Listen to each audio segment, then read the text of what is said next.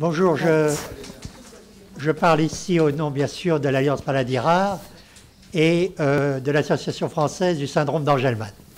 Ce que je voudrais dire, c'est que lorsqu'on parle maladies rares, immédiatement, et on le voit aujourd'hui, on pense recherche, parce qu'il y a des besoins énormes, et on pense aspect sanitaire. Sauf que, pour ceux qui ont des maladies rares, en fait, leur vie de tous les jours, c'est l'aspect prise en charge médico-sociale du handicap. Et donc, il est très important de pouvoir aussi aborder ce problème-là.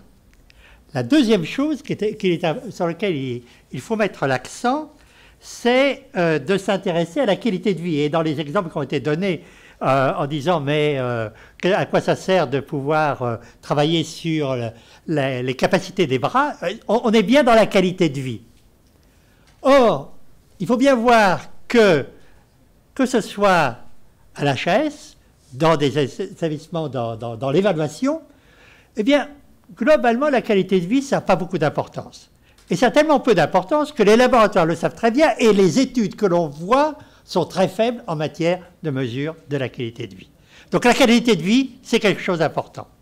Et puis, enfin, ce qu'il faut également tenir compte, c'est qu'il faut tenir compte de l'importance à donner à l'évaluation de sa qualité de vie dans le processus d'évaluation pour faire le choix des différents produits. Et enfin, il faut tenir compte du handicap pour pouvoir, j'allais dire, aider les autorités sanitaires qui sont censées prendre en charge l'aspect médico-social à s'intéresser à bien l'évaluation du handicap. Alors, on va tout de suite commencer et je vais demander à Anna Hatt, qui est directeur d'Orphanet, de venir nous présenter quelque chose de très intéressant puisque, pour la première fois, on va voir apparaître dans la banque de données Orphanet eh bien, cet aspect handicap et la mesure du handicap.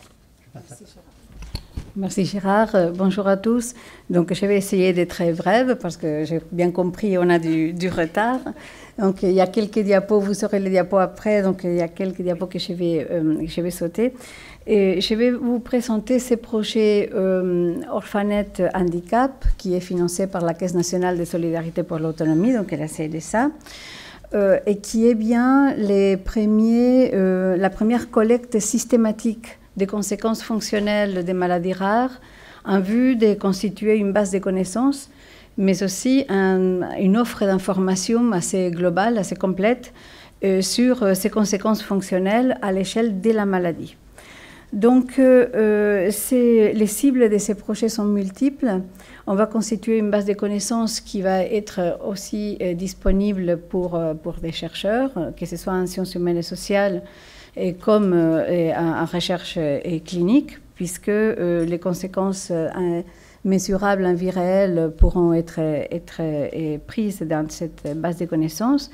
Mais aussi, on s'intéresse au parcours de vie et au parcours des soins des malades atteints de maladies rares, parce que cette offre d'information va pouvoir être utilisée par les acteurs médicaux pour les aider à remplir les certificats médicaux, et par les acteurs du monde médico-socio-éducatif pour bien comprendre, évaluer et anticiper ce qui seront les conséquences fonctionnelles à prendre en compte, et puis pour les malades et leurs familles pour la constitution du projet de vie.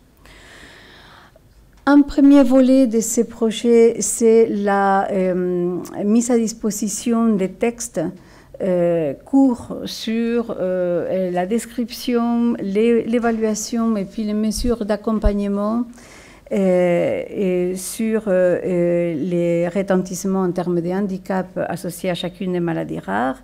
Ces textes sont disponibles en ligne, je vais vous montrer où, et ils s'appellent Focus Handicap. Ils sont très brefs et ils sont préparés ou rédigés avec le concours des centres de référence maladies rares au sein des filières, des acteurs du monde médico-social et les associations de malades. Donc, il y en a maintenant 97 maladies qui sont couvertes par 36 textes. Il y en a beaucoup qui seront disponibles prochainement et qui sont d'autres en cours de production, avec des téléchargements qui sont pour l'instant modestes, mais pas tant que ça, avec plus de 20 000 téléchargements par an, et qui sont rédigés en français, mais qui commencent à être traduits, notamment en espagnol. Ces textes sont aussi disponibles, en plus d'Orphanet, sur une application mobile qui s'appelle Orphaguide, dans laquelle vous avez également les cahiers et prestations pour les malades atteints de maladies rares en France et la brochure de la CNSA. Donc, je passe vite sur ça. On les a évalués sur une sélection d'MDPH parce que c'est une des cibles principales de ces textes. Ce sont les MDPH pour pouvoir constituer un support à l'évaluation des malades.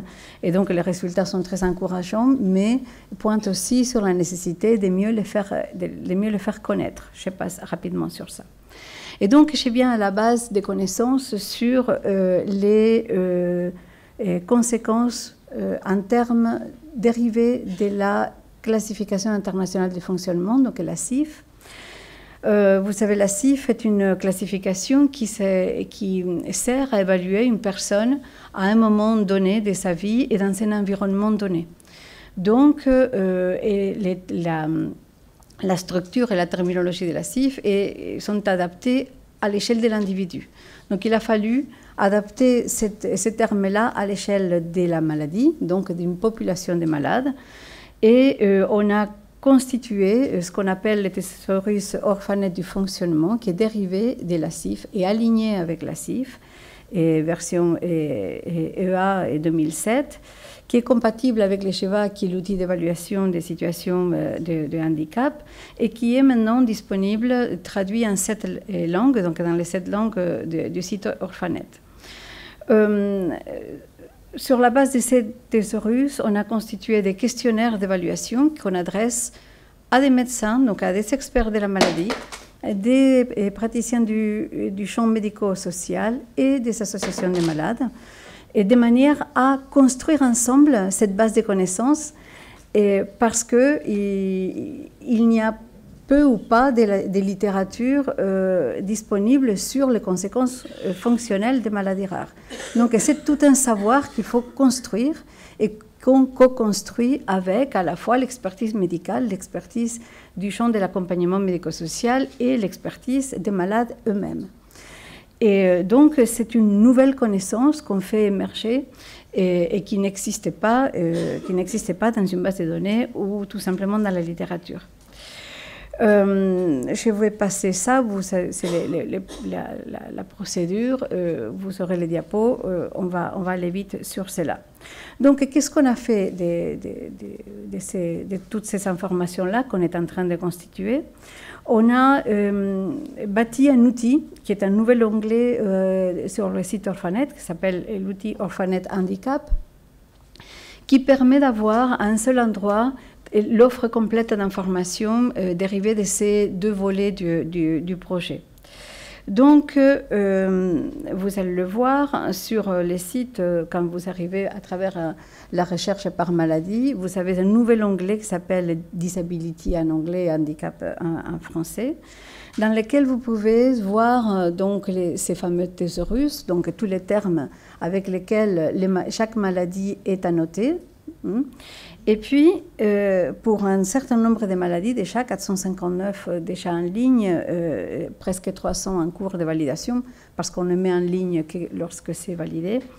Et on peut faire une recherche par maladie. Donc, imaginons au sein d'une MDPH où il y a un dossier qui vient avec un diagnostic de maladie rare, ils peuvent se servir de cet outil-là pour visualiser toutes les conséquences en termes de la CIF et donc en termes du SHEVA qui sont à anticiper pour cette maladie-là, avec les degrés de sévérité de chacun de cette limitation d'activité et restriction de participation, pour parler en termes CIF, la sévérité, la fréquence pour chacun des degrés de sévérité, mais aussi la progression dans le temps.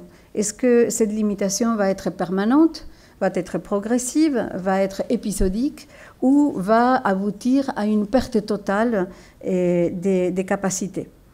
Pour certaines de ces maladies, on va plus loin et on rédige ces textes Focus Handicap pour les maladies les plus fréquentes ou celles qui seront sélectionnées dans un programme de travail annuel avec nos collaborateurs, donc qu'on va consulter dans les filières et dans les associations des malades. Donc voilà, c'était tout. J'espère avoir fait vite, Sophie. Voilà, et je répondrai volontiers à vos questions.